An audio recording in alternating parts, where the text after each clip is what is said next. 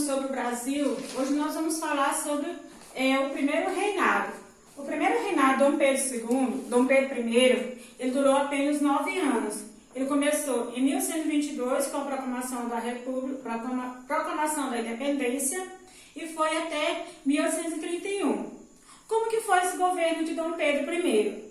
Primeiramente, nós vamos lembrar que uma das coisas que vai marcar o governo de Dom Pedro I é o governo absolutista. Por que governo absolutista? Porque ele passa a concentrar todos os poderes, governar de forma autoritária, e isso vai gerar insatisfação de algumas províncias. Vocês lembram que as províncias, elas adotaram esse nome a partir da proclamação da República, proclamação da Independência. Então, em 1122, as capitanias foram transformadas em províncias. Então, quando o Brasil deixou de ser colônia e tornou-se um país, foi necessária a elaboração de uma Constituição.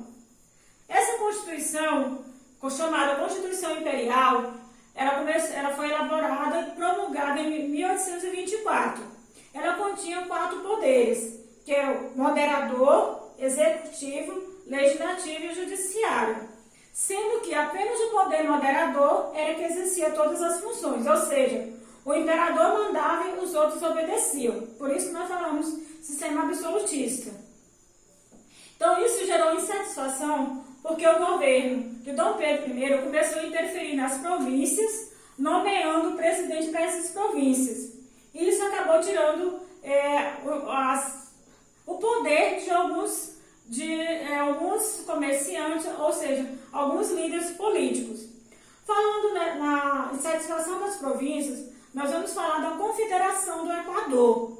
A Confederação do Equador foi a união de províncias, que entre elas liderada pela província de Pernambuco, pelo Grã-Pará e todas as províncias que estavam próximas da linha do Equador, por isso o nome Confederação do Equador.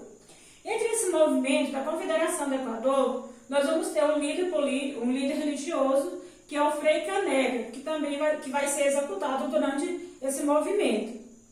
Mas por que eu falei Confederação do Equador, falei sobre Constituição?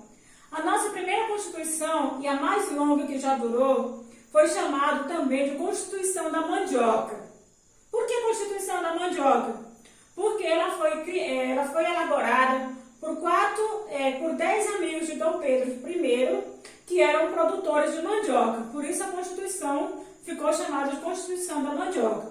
Mas foi a Constituição que mais tempo durou no nosso país e que dava plenos poderes a Dom Pedro I.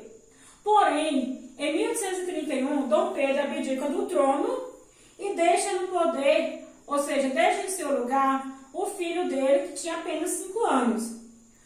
Vamos lembrar um pouquinho que durante o governo de Dom Pedro I existiam 2 partidos políticos, que era o Partido Brasileiro e o Partido Português.